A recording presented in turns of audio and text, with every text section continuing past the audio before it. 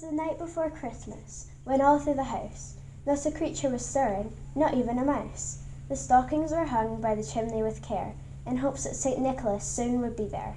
The children were nestled all snug in their beds, while visions of sugar plums danced in their heads, and Mamma in her kerchief and I in my cap had just settled our brains for a long winter's nap. On the lawn there arose such a clatter. I sprang from my bed to see what was the matter. Away to the window I flew like a flash, tore open the shutters and threw up the sash. The moon on the breast of the new-fallen snow gave the lustre of midday to objects below, when, what to my wondering eyes should appear, but a miniature sleigh and 8 tiny reindeer. With a little old driver so lively and quick, I knew in a moment it must be St. Nick.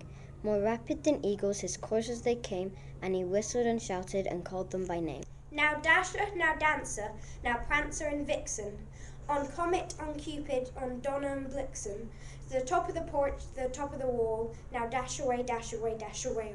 As dry leaves that before the wild hurricane fly, when they meet with an obstacle, mount to the sky. So up to the housetop full of coursers they flew, with a sleigh full of toys and St. Nicholas too. And then in the twinkling I heard on the roof the prancing and pawing of each little hoof. As I drew in my head and was turning around, down the chimney St. Nicholas came with a bound.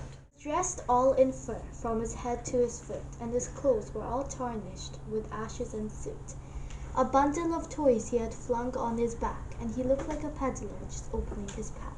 His eyes how they twinkled, his dimples how merry, his cheeks were like roses, his nose like a cherry. His droll little mouth was drawn up like a bow, and the beard of his chin was as white as the snow. The stump of a pipe he held tight in his teeth, and the smoke it encircled his head like a wreath. He had a broad face and a little round belly that shook when he laughed like a bowl full of jelly.